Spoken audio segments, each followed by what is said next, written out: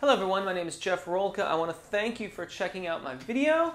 This is a new way of answering questions that I am calling community questions. It's the community tab on the channel, and every once in a while, it's going to end up being about twice a month, I'm going to post a little, hey, submit your questions now. And you can then do so. And I will do the best that I can to get through as many as I possibly can. If I put a little heart icon by it, it means I've read your question and I am going to address it in the upcoming community question segment. I suppose in the future what I can actually do too is indicate which community questions we're doing. So this is community questions 2. And I'm just going to kind of get started here. I presume that you are already subscribed to the channel because you probably got notified when I did something on the community tab. But if I'm wrong about that, I hope that you'll subscribe now.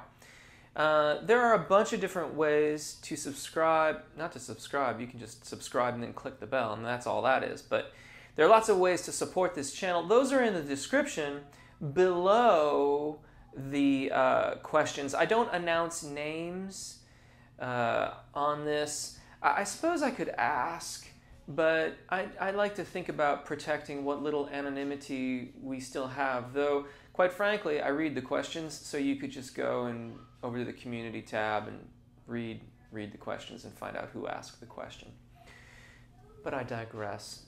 And this first question, actually, I missed it from community questions 1 because it somehow got like tucked into some other question areas, and oh, you know what, it was held for review because it had a video link, but it was so cool. And so if you want to go check out the question in its totality, then there's a link in the cards. But to get specifically to the points that were in the video, there was a bit about going too low and how then singing higher up was difficult or wasn't working at all. Yeah, you know, we don't talk about it a lot, but if we push down into our voices, you know, trying to sing low, that's just as bad for us as when we're pulling our chest voices higher. Maybe it's not just as bad, because ultimately, if you're really pulling chest a lot, then you can get into fatigue issues and just wear and tear on your voice. That's probably not going to happen if you're pulling down, but it's going to distort your sound in a bad way and prevent you from accessing your lower notes effectively and consistently. So the general rule of thumb is to continue to try to maintain that neutral larynx position. And what that usually means is the tone is a little bit brighter than what you would expect.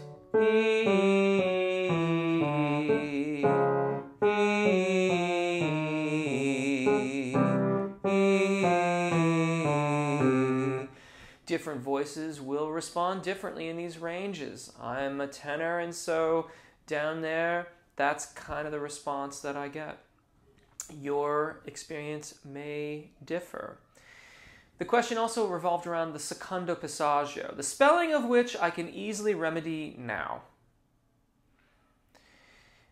Now, what is the Secondo Passaggio? So there's a little esoteric aspect to this on my behalf, but there's also a very practical side, and in truth, I think they go together.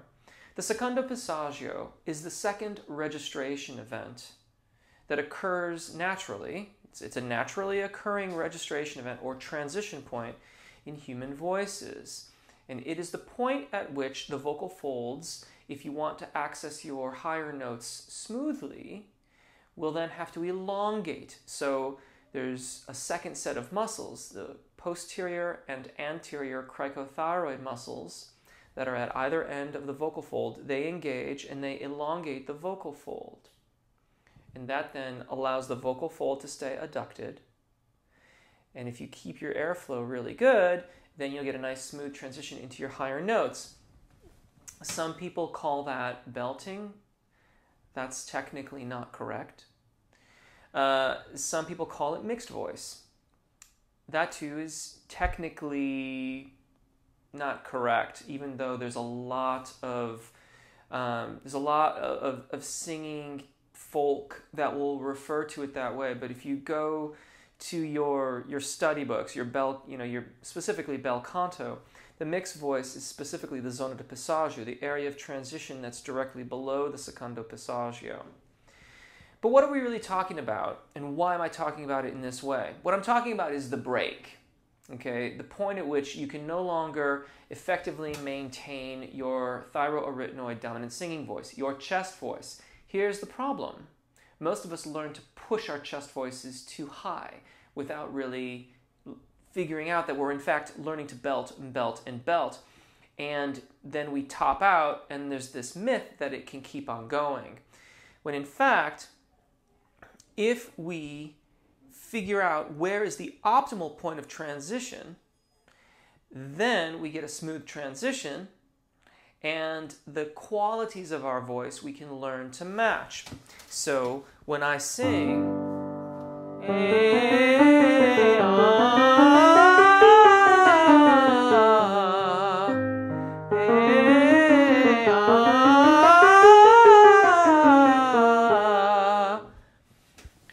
I don't know what that sounds like to you. Hopefully it sounds pretty smooth, but I want to assure you that my secondo passaggio, my break, is right in the middle of that, right about here.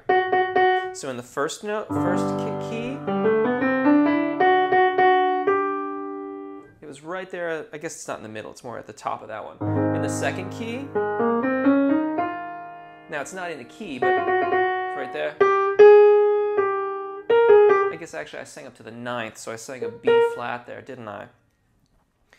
The point is that there are some that say that you make that transition, that's belting. That's not really technically correct. I don't like to be so kind of cut and dry about things, but belting, by definition, is to enter the call of the voice. And that means that we're increasing that tension around the voice, trying to push the chest voice muscles higher and higher. When in fact, making a smooth transition is a much more effective way to, in my opinion, have it all. To have the power, to have the similarity of tone or consistency of tone, and to maintain healthy phonation so that your voice stays nice and healthy for as long as you care to use it. So why don't I call it the break? Why do I have to be so difficult? Because it is my firm belief that you and your voice are not broken, and I reject the notion that there is a break in the voice. Is it fair to say that there are two voices when I do that? I suppose that there are some schools of thought that would consider the fact that these are two distinct halves of the voice, and in the beginning of those studies we often look at it that way to really differentiate between the two. But that is done so that one knows they are using their upper register, they are using their cricothyroid dominant singing voice. And then over time, we cease to think about it as these two different things any longer, but we look at it as a continuum that begins with narrower vowels and subglottic air pressure or engagement that is, substantial, but that is flexible and changes in dynamic, and it changes as we ascend so that we get good vocal response as we continue to ascend into our upper register. So that, I hope, helps. Now, let's get on to some of these other questions here. I have a question because I kind of need help. I can sing good, in my opinion, when I'm singing with the song, but when I don't listen to anything, I can't sing at all. I am confused and frustrated. Okay, first of all, that's not unusual. Unless you have absolute pitch, then there is no reason to think that you would ever arbitrarily start singing a song that you are working on in the right key. Most of us learn to develop what is called relative pitch. In other words, we learn to hear all of the notes in relation to one another. And that is where you probably could focus on, and that would probably help your issue here. Developing your relative pitch means that if you learn to sing a song, whatever song that may be, then when you change keys, you will keep the relationship between the pitches the same, and you'll still be singing the melody. You'll still keep all of those intervals, the distances between the pitches, the same, and that will probably help quite a lot. Solfege can help with this. General vocal training will just help with this too. I would also advocate that you analyze the music that you're working on. So come to understand, like, this melody has a major second, followed by a minor second, followed by a major second. Those make up the first 3 or 4 pitches. And then learn to identify those. This can take time, so be patient with yourself. But again, solfege and really general vocal training will help with that. I wish you could make a video about tongue position in different vowels. That seems fairly reasonable.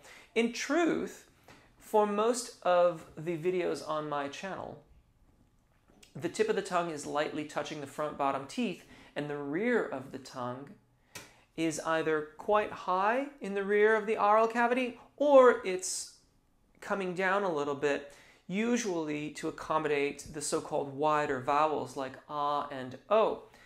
But since you've asked, one of the key issues with ah and o being out of focus or too diffuse is that the rear tongue there comes too low. And so you get this kind of a sound instead of where you get that nice, bright, and consistent ah vowel. I'm pretty sure I did a video on that. If I did, then I will put a link in the cards and you can check it out. I'm pretty sure I did that, but what you can do in that instance is use a Y sound. If you're getting that try singing A to Ya. Lifting the tongue to the roof of the mouth and then coming to the ah vowel can oftentimes help you split the difference from your habitual low tongue position to one that's more conducive to a nice resonant tone. Hey Jeff. They wrote their name in the question, but I'm going to skip over it. From Louisiana. Again, I mean, it's probably fine, but I just, whatever. And I hope you're having a great day. Thank you. I'm having a pretty good day today. I always get a bit charged up around the community questions. And I wanted to say thank you. You're very welcome. Thank you for what you do here on YouTube. You have helped me out a lot. That's very kind. I have a question. I'm a vocal music education major. Awesome. That's not written in. I'm just adding that. And I just found out my actual singing voice, but some problems with it. I am a baritone or low tenor. Not sure yet. Fair enough. And when I sing, my larynx goes up around the F3 and G3 area. Which is interesting, because that's really quite low, now that I think about it. Area and so on. I have tension in my neck. I wanted to know some exercises, how to release neck tension, how to control my larynx. Okay, cool. So, neck tension, I advise you to do something different. In a lot of my videos, you see me doing stuff like this, where I'm singing and I'm like,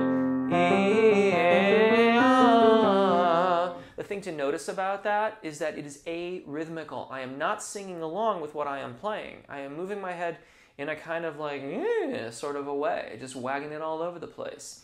That is intentional. That is to help with making sure that my neck stays loose. Now, about your larynx, first and foremost, I would start your exercises down. Presumably as a vocal music education major, you're getting lessons. I would first of all talk to your teacher about this. And I would hope that they would have noticed this, honestly. If they haven't noticed this, then, bring it to their attention so that you can get some help. My advice to you, though, is to start from exercises that start a little bit higher up and then bring it down lower, while at the same time working on vowel alignment in the most comfortable area of your voice, and then carefully monitoring your physical self in a mirror while you're singing. So you can watch it and try to keep it in a more neutral position. You can also use exercises where you go to a wide vowel at the top. This can help to, it basically just breaks up some old habits, and because those vowels oftentimes want to drop things down anyway, you can use that to your advantage. But be careful, because if you go too low with that, we don't want We don't want to take one bad habit and replace it with another bad habit. We just want to keep the larynx in a neutral position. But first and foremost, I would think you're getting lessons, so I would talk to your teacher. Hey Jeff, your videos are awesome, amazing content, thank you. My question is about endurance and fatigue. My voice fatigues insanely quick after 30 or so minutes of singing. I will start to lose my top register. I hear breathing may be a factor, that is entirely true, but I believe I am breathing properly. Okay? Please help me out. This has plagued me for years. Thank you. You're welcome. I hope I can help. There's a lot of questionable breathing technique out there in the internet lands of singing instruction. So I would watch myself in a mirror, perhaps videotape yourself, use your phone, whatever, and videotape your breathing apparatus. If your stomach is sticking out, I would suggest to you that that is not correct. That is not the most effective way to use your core body to engage with your singing voice. I realize that that is a very unpopular and seemingly unconventional thing to say, and yet the Appoggio breath management system, which is what I teach and what is taught in bel canto, and I personally have found to be extraordinarily effective for pop singing. I primarily sing pop music, mostly my own stuff that I write. Even though it's derived from bel canto or taken from bel canto, it is absolutely applicable here and will help quite a lot. It's quite likely that you're using far too much thyroarytenoid engagement or chest voice musculature. You could possibly be far too heavy in your phonation in that range of your voice. If you're fatiguing yourself so much that you lose your upper register, I would caution you greatly. That is an awful lot of fatigue. And though I don't want to be like a doomsday sort of a thing, you want to be careful with that. When you're getting to that level of fatigue in that short of a time, you're really putting a lot of strain on the vocal fold. So assess the balance of your phonation and your thyroarytenoid dominant singing voice. I would assess your breathing in as objective a capacity as you can. When I came upon Appoggio breathing, I read it in a book, and I literally read the paragraph over and over and over and over again, and it just didn't make sense to me. And it was only after I got with an instructor who was a practitioner of it that I came to understand it, came to use it in my singing, and basically all of the issues that I was having around consistency, around registration event consistency, tone quality above and below the Secondo Passaggio, all that stuff became a thing of the past for me. And it's not, breathing alone can't solve everything. You still have to have good vowel alignment, and you've got to, learn your melodies and all those kinds of things. But Appoggio breath management was the most significant change to my technique I have ever made, and I still reap the benefits every day. So that's my advice. Hello, Jeff. Thanks for the opportunity. Please, my teacher complains of my tightening my throat when going to higher notes. How can I relax my throat mouth and open my throat while singing? Seems I'm just not getting it right. I'm sorry to hear that. Oh, secondly, how can I build a strong head voice as a soprano? The higher I get, my voice tends to pull back. Thirdly, what more can I do to help me achieve that beautiful and full tone while singing? I'm doing all your exercises. Thanks so much. You deserve a big hug from me. God bless you. Thank you. That's very kind. That's very, very kind, and I truly appreciate it. These are all related. I suspect that does not come as a surprise to you. What surprises me is if your teacher is, I find it a little bit funny that teachers would complain about it. They're supposed to be teaching. So I would hope that your teacher would help you. There's a variety of different ways that that this gets worked on depending on vowel alignment and the individual characteristics of the vocalist. One, approach your Secondo Passaggio from below using wider vowels at the tops of your phrases. Do this in exercises that are no more than a fifth in range. So what I mean is, my Secondo Passaggio is about here. I start here, A is not entirely a narrow vowel, ah is much wider, and I keep going towards it.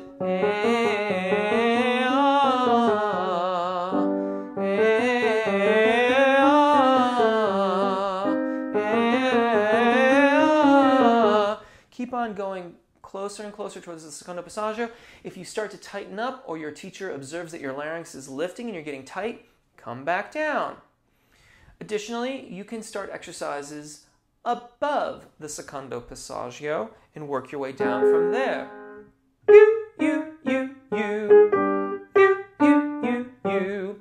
I would avoid the Secondo Passaggio for a little while until you are consistently comfortable going back and forth between head voice, you, and then back up, you.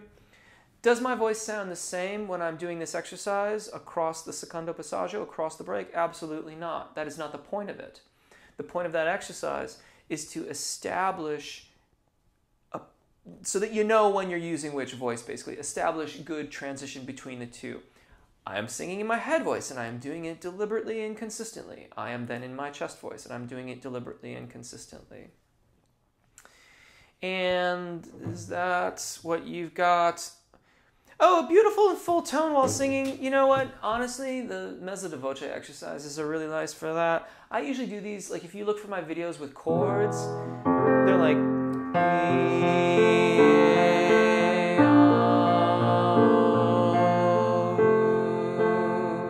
Just really singing these long phrases, listening very critically to the transitions between vowels and to the alignment of the vowels. Are they all sounding about the same? That's a good way to work on tone. Can I hit high notes as easy as a soprano does? Let me explain. I'm a mezzo. Maybe I need to train more with your videos, maybe. But right now I'm just making my high falsetto notes that I don't really like, and when I'm singing them, sometimes my voice breaks or I'm just whispering the note. Okay, so your vocal folds are separating, and that is the difference between having a connected or consistent tone quality across the Secondo Passaggio versus having a falsetto tone production in an area that's not really the falsetto range of the voice. For example, if I'm here,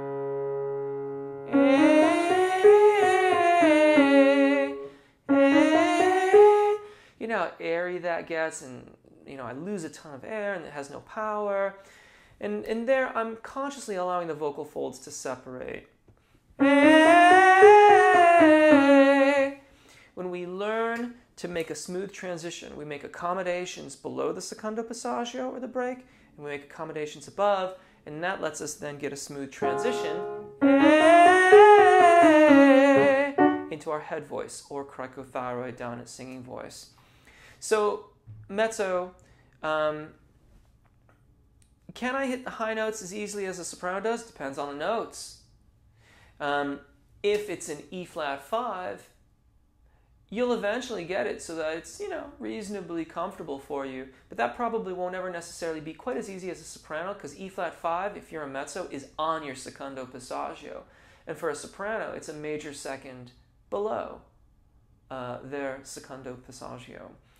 So what can happen is that you can develop a range that is nearly identical, yet your transition points, registration events, or breaks, and things like that, and the qualities of your voice, you will have to be aware of in order to make sure that you're using your voice in a way to support that kind of tessitura, that kind of range that you're trying to go for.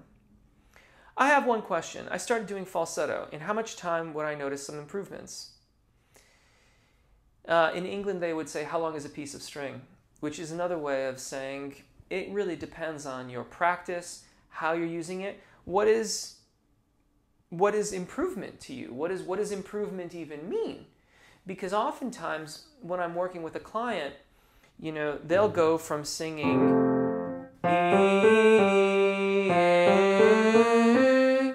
to and you can hear that there's still some alignment issues there, but that's a marked improvement. So it depends on so many different things. It also depends on what range you're in. if you are, for example, if you happen to be a tenor vocalist or a male vocalist and you're using a falsetto tone production around G4, unless you start to develop your cricothyroid dominant singing voice or head voice, then the tone quality of your falsetto, in my opinion, is unlikely to significantly improve, because falsetto at that tessitura is inherently imbalanced, and balancing it with a little bit of the elongation that comes along with a head voice transition can make it vastly more palatable. So, for example, that's G4. Instead of which is a really dramatically bad falsetto, I admit, but that's a little bit better. But I could also be there. I could also be there. Learning to use some amount of the head voice elongation along with a separation of vocal fold gives you a lot more tonal capabilities and a lot more control. Jeff, we absolutely love your warm-ups. Thank you. Thank you so much for all that you do. You're very welcome. I appreciate that. Just wondering if you could make a belting warm-up for mezzos and sopranos. My head voice has become so much more powerful because of you, and I'd like to be able to sing comfortably in a belt or even a mixed belt. Mixed belt is a little bit, I'm not, like different people would say different things about that. I mean, if you are using your cricothyroid dominant singing voice, then technically speaking, you are using your head voice. You're just adjusting the balance of it, and that's not really belting. Belting is committing fully to the thyroarytenoid dominant singing voice or chest voice musculature. And so it has a vastly different kind of response in the voice. So whatever, I'm getting a little bit pedantic here. Also, if you could post more warm-ups like the pro warm-up you made in 2015, that would be awesome. I'll have to have a listen. My fiance and I really saw a difference in power and breath control after a couple of months. That's great. Thanks for your posting. Your knowledge is truly valued and appreciated. Thank you. I really, really appreciate it. I don't do a lot of belting videos because, for the most part, most people start off by belting and then have to learn how to rewrite a lot of those habits in order to access their head voice effectively. What you could do you could do any of the videos, but just stop your ascent when you reach a major second above your Secondo Passaggio. And that would be the intersection where I could do a warm-up, but I still feel funny about it. In my opinion, belting to a major second above the Secondo Passaggio is probably reasonably sustainable.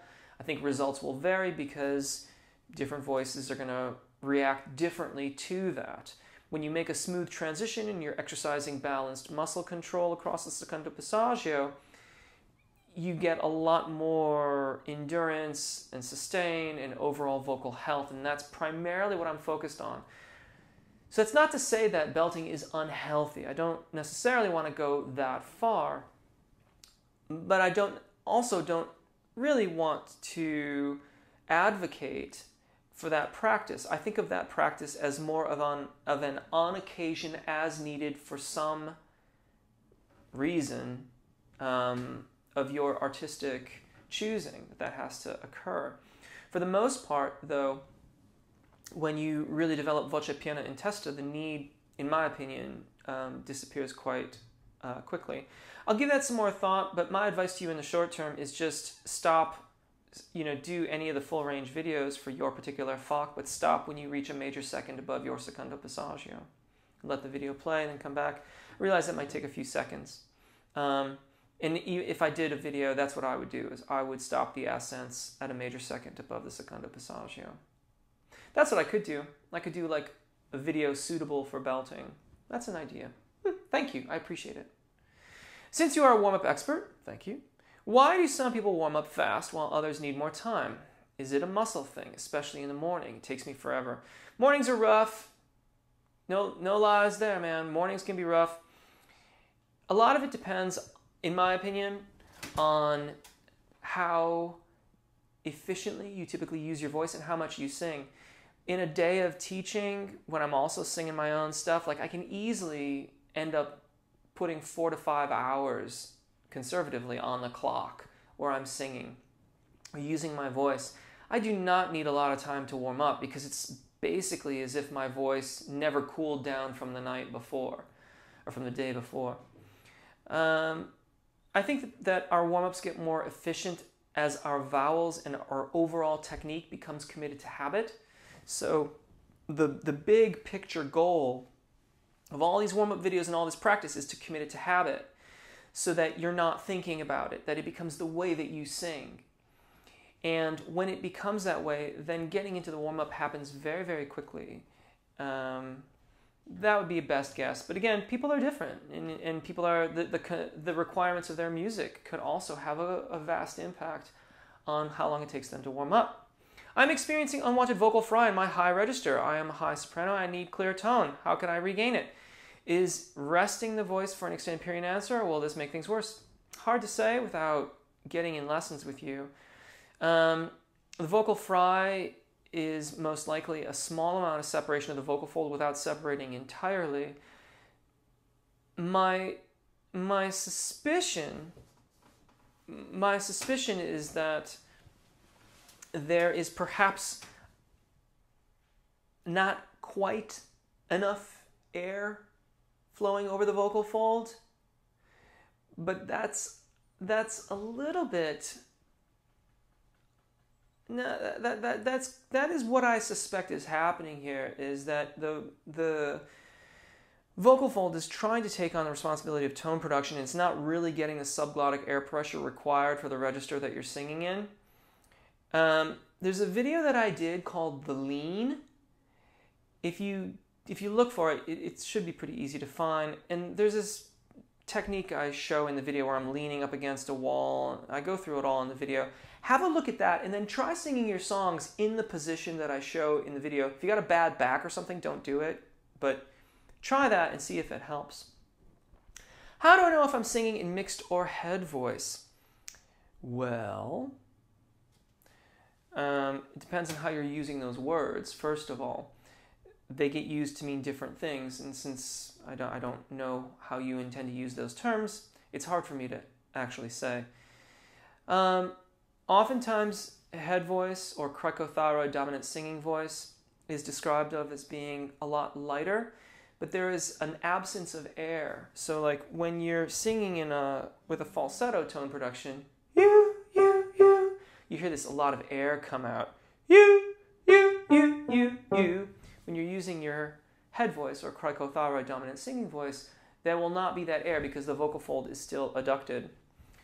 A lot of folks these days use mixed voice to refer to the area above the Secondo Passaggio. I don't talk about it in those terms. The mixed range of the voice in my teaching and in my studies is the zona di passaggio, which is the area immediately below the Secondo Passaggio, or the so-called break. I feel this is a pertinent distinction because too frequently we get caught up in this idea of mixing chest voice into our head voice, and that it's already there, and if you try to skew it, then you're quite likely just going to be inducing vocal fatigue. But the thing is that the opposite is also true. When we're singing in the area of our quote-unquote chest voices,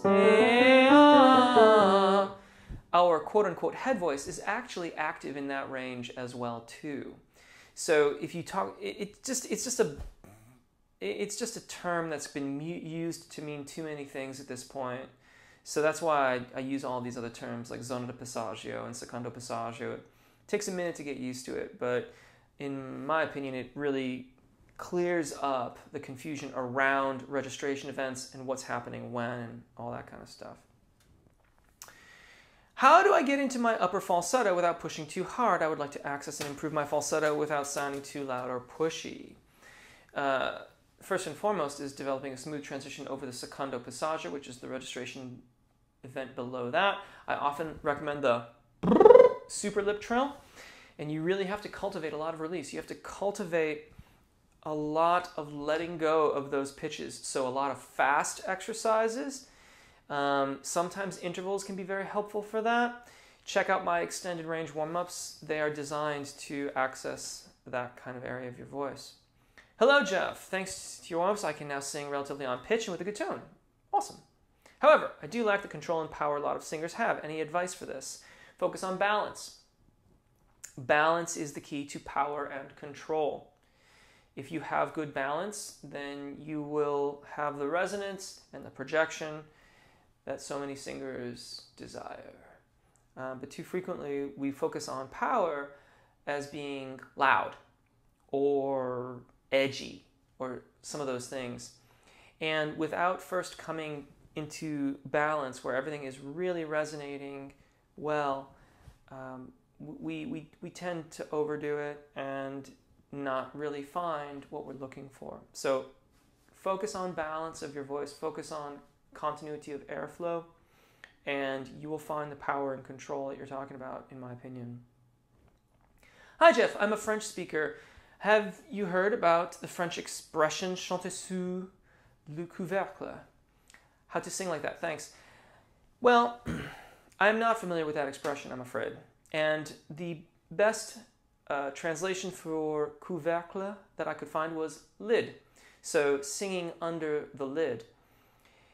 And I just don't know exactly what that means. That could be a sort of colloquial expression, similar to the way that we might say, like, let's take a stab at it. I'm not literally going to stab something, I'm going to try it.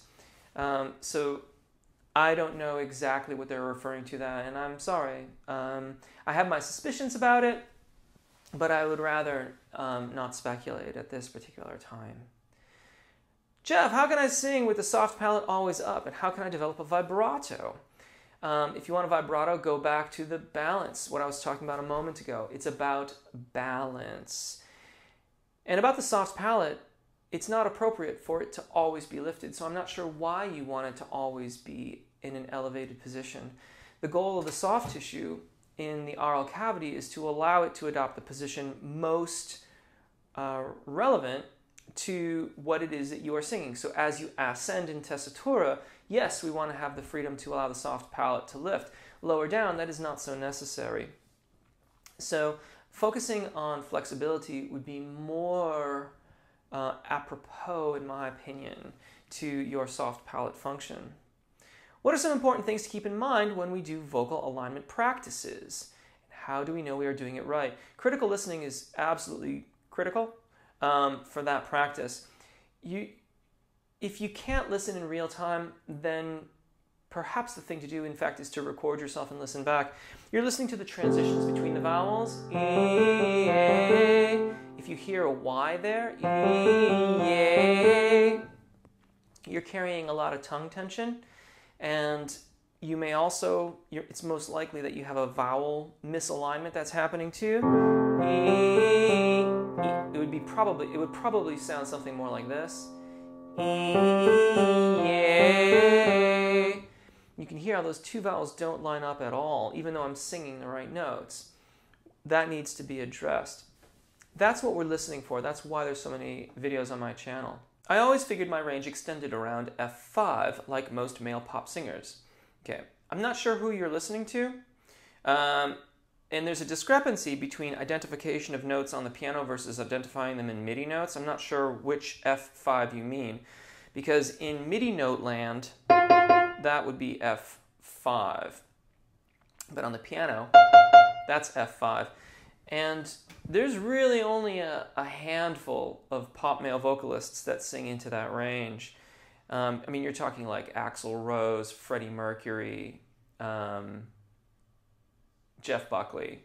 Those would be the three that immediately come to mind.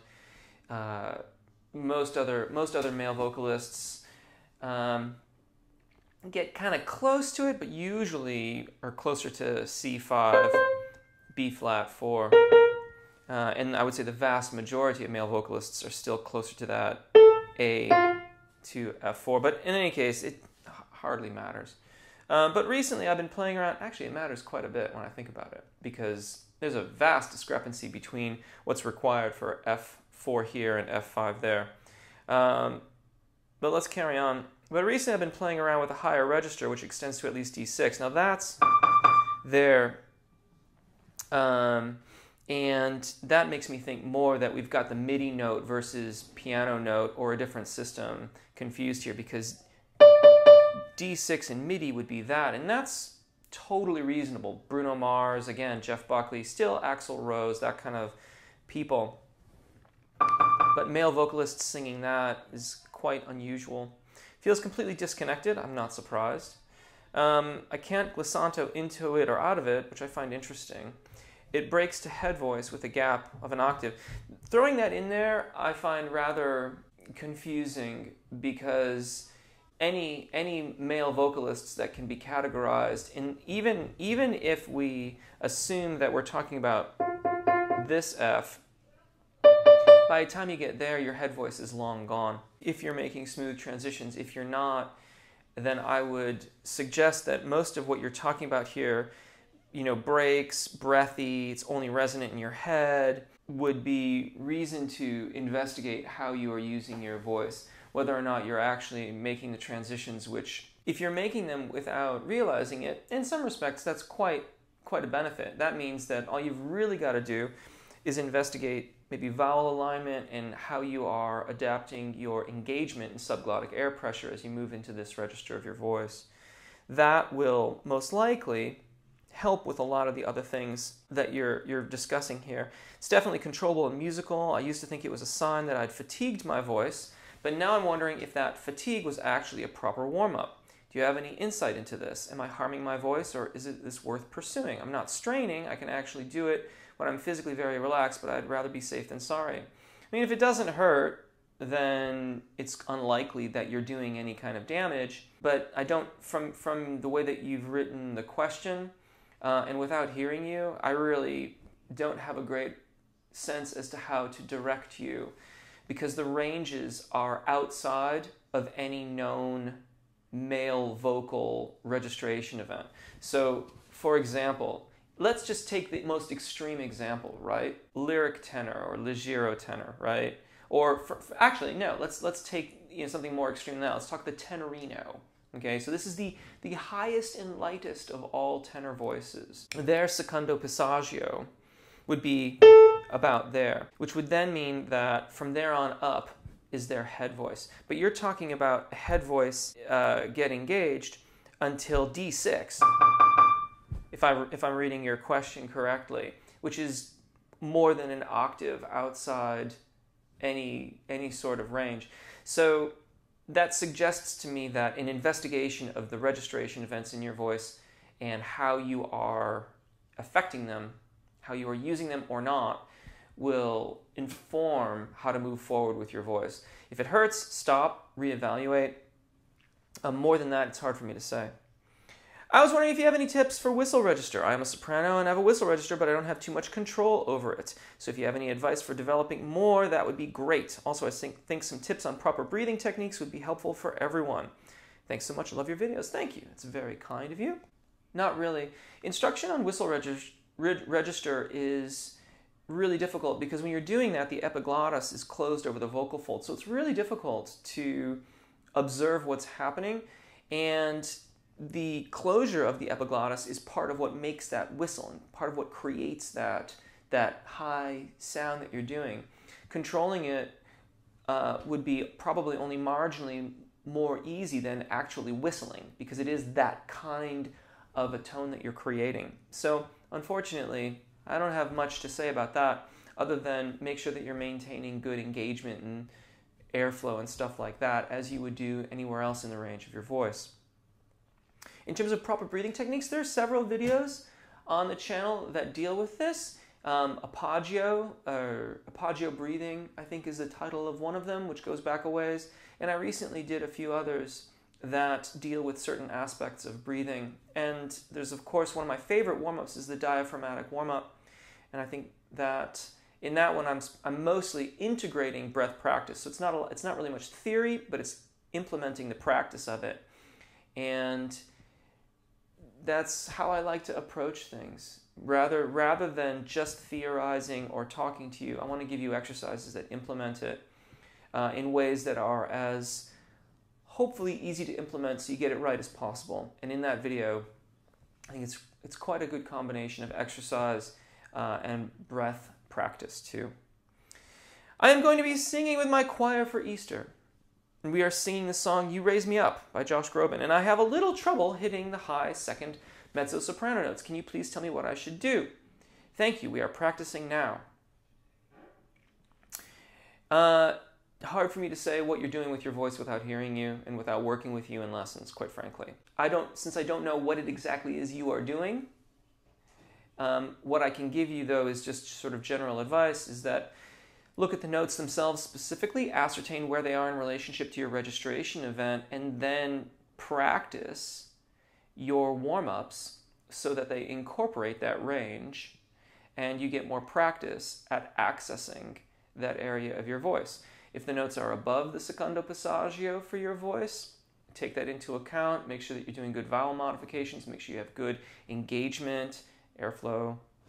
If they are below, then make sure that you've got either narrow vowels as appropriate or narrow to somewhat modified vowels if it's close to the Secondo Passaggio for your voice.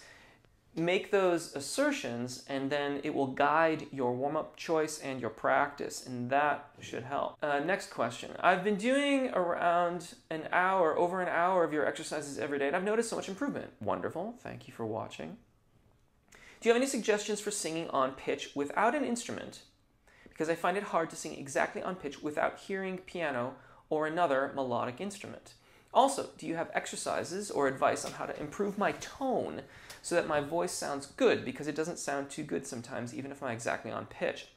So, and there's another part of this question too, but first to that, if you don't, so you're saying here it doesn't sound too good sometimes. Your tone quality and your ability to sing in tune are intertwined. They are related to one another. In other words, if you're only focused on singing the right note, then you're not taking into account vowel alignment, you're perhaps not considering range or vowel modifications. You may not also be considering the airflow requirements for the range that you happen to be singing in. If you do not practice those things and you're not considering them, then your tone will not improve and you will only ever be more or less in tune. Your intonation will not be as refined, I think, as it could be. So, working on your tone, there's lots of videos. Basically, if you're practicing my warm-up videos, there are some that are labeled mezzo di voce that are more like solid notes that you're sustaining over a time. Those may be helpful, but additionally, the warm-ups where you're moving around through a variety of notes are a little bit easier than that in terms of an airflow practice. And so it's a little bit easier to start the process of vowel alignment, and that could help you then work towards the mezzo di voce exercises, which will again take you a step further. So if you're doing the warm-ups, keep doing them, but listen carefully to how your vowels are lining up. If when you go from an ah to an oh, you're getting this dramatic change in tone quality, they're not in alignment. And that needs to be addressed. When you address that, then your tone will improve and so will your pitch. Now, I'm not exactly sure if you mean like singing a cappella here or singing in tune when there's a chordal accompaniment, but no one's playing the melody, and you say melodic instrument. And that would suggest that you still need to practice some aural skills and work on perhaps the melodies with vowels in isolation. So solfege can help with this, but that's the long game, and I would advocate you get started with it. But in the immediate future for you, if you are having issues singing in key or singing the melody of a song when no one's playing the melody for you, then practice that melody, like play it on the piano or have someone play it for you, and sing it with just a solid vowel.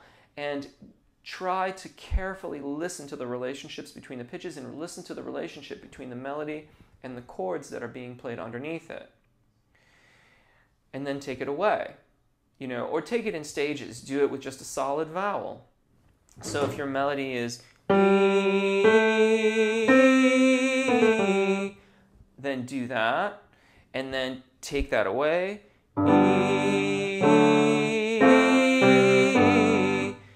and then put the words back in once you can do those things successfully. Take it in stages, basically. Take it in stages, but keep going, keep going. And then they had a little bit of an extra bit here. Also, when I'm using a head voice, my vibrato is much smoother and easier to use opposed to chest voice. What advice do you have for vibrato and chest voice? It's not as smooth in this register of my voice. My suspicion, again, I haven't heard you, but my suspicion is you are disengaging too much of your support mechanism. You are allowing too much to drop away, or you're relaxing too much through the core of your body muscles, and perhaps even allowing the rib cage to collapse. So you're not getting enough appropriate subglottic air pressure to keep a balance between the engagement of the vocal fold, how much muscle usage you're using around the larynx, and how much subglottic air pressure or airflow you have.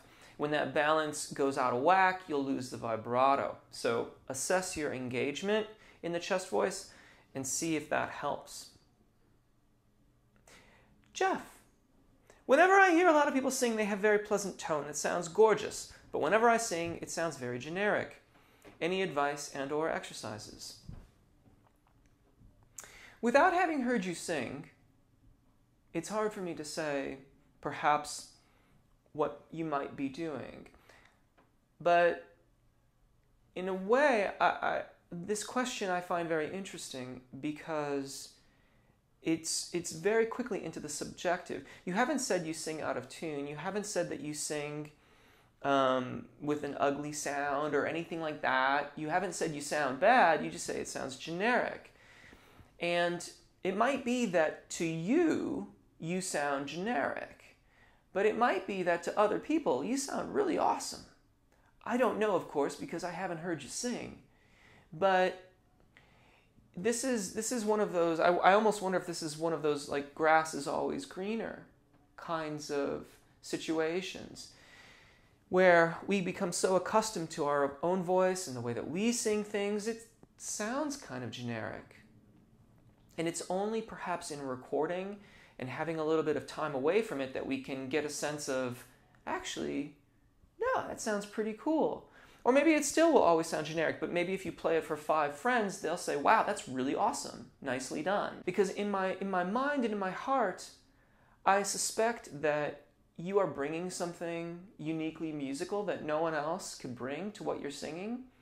But of course, I don't know. I've never heard you sing. But my suspicion is just that from your perspective on your voice, it sounds generic. I would say do a recording, just something simple, and play it for 5 trusted friends and see what they say. And try to create an environment around that where you can say, look, I really want to know what you think. Please tell me what you think, and see what they have to say about it. Another way to do this is if you do your recording, don't listen to it immediately after you've done it. Do the recording and then wait a week and then go and evaluate it.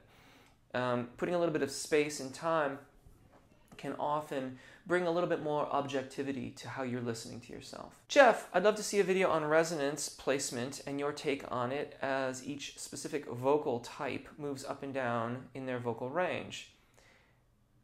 I'm not sure if this is part of that same question or not. Thanks for tutorial, they are really nice. I discovered my voice range. Okay, no, they're not the same. That's an interesting request. In some respects, I feel like that's what I've been doing, in that I'm looking to facilitate the practice of your voice so that you have even resonance throughout the throughout the registration events as they occur when you're singing. And resonance placement is a little bit of a loaded phrase there. I know that is how things are commonly spoke of, yet it is unfortunately somewhat of a misnomer. That's not precisely how the voice works. And so I don't often talk about placement, but I do talk about resonances very frequently. You'll find lots of videos that use resonance in the title. And I do them in 5 ranges typically, so you would be able to then go and evaluate your vowels and work on them. I believe that there's a fairly wide variety of either thyroarytenoid dominant singing voice range, other words chest voice range, and also those that extend above the Secondo Passaggio over the break into the upper range of the voice. And additionally, I know that there's a video on mask resonance on the channel as well. I was wondering if it's possible to sing high notes in chest voice without straining for a soprano. I want to sing rock songs, but my voice becomes too soft when I sing in mixed or head, and I strain after some point when it comes to sing high notes in loud, powerful chest voice. Is it possible to work on it, or is it about genetics and the person's voice type? Kind of a little bit of all of the above. In the soprano superpower video, I talk about this. And it depends not just on your voice. If you are a soprano, that would put your Secondo Passaggio somewhere around F5, G5, right about there. The vast majority of pop rock songs don't get to that range. And so, in theory, you could be using all of your upper and lower middle voice predominantly in thyroarytenoid dominant singing voice, in chest voice. And so when you say I strain at some point, well, yeah, that's not unusual. If you're singing above F5, I would imagine it increases quite dramatically, quite quickly. It's possible that you're feeling a little bit of that engagement as you approach your Secondo Passaggio, as you get to the top of your upper middle voice. So to a certain extent, you can address that by focusing on your engagement and making sure that you are belting.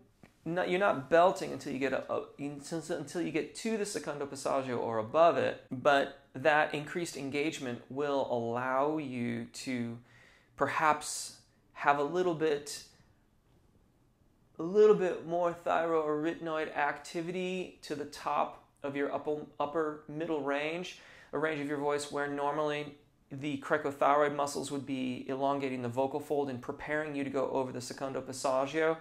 When you're at the Secondo Passaggio, of course, I advocate not exceeding that by more than a major second, which would put you around A5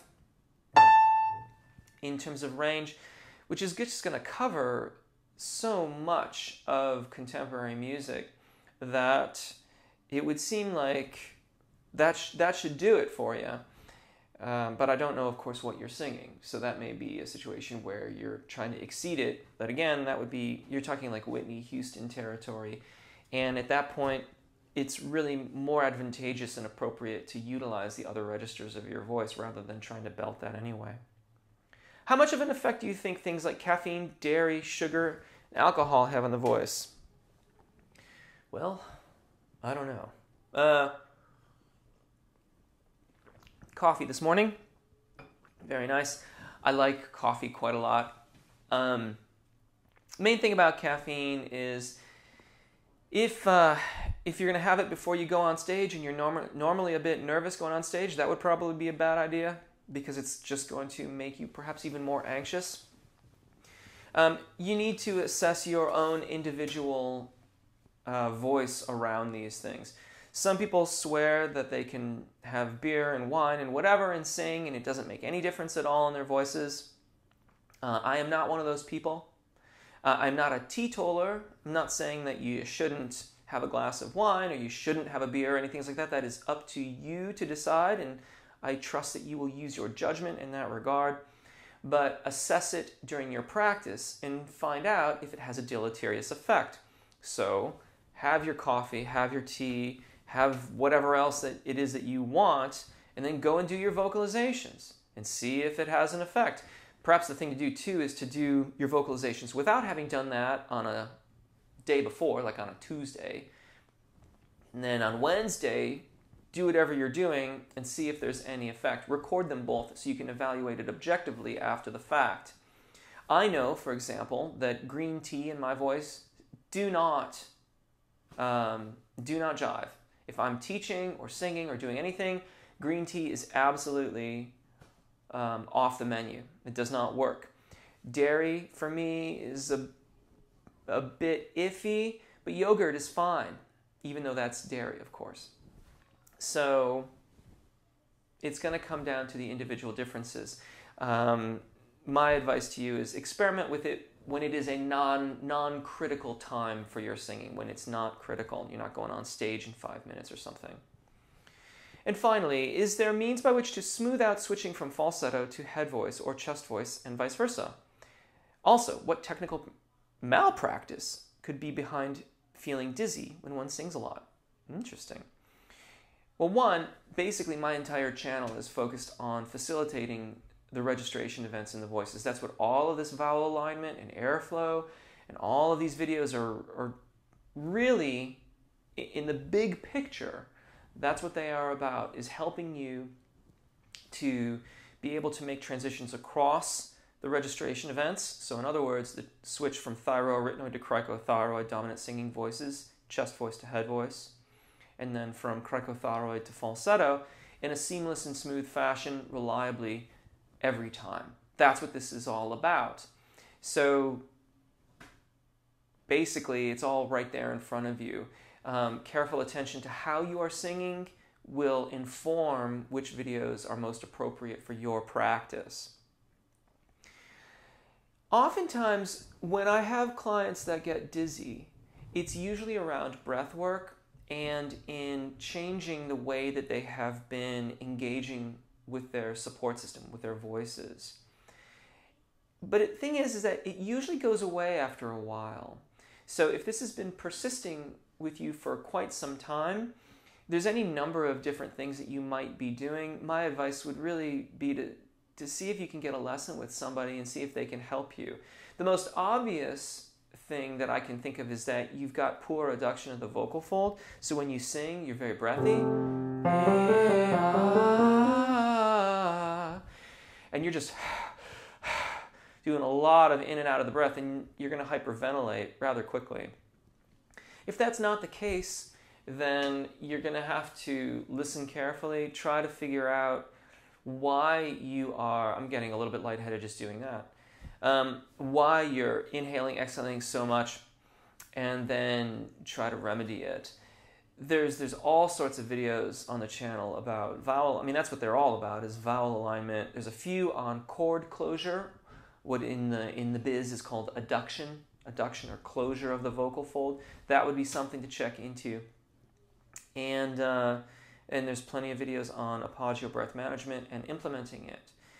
Give that a try. Maybe get a lesson somewhere if you can and see what that teacher has to say, or you can get in touch with me online and we can sort something out.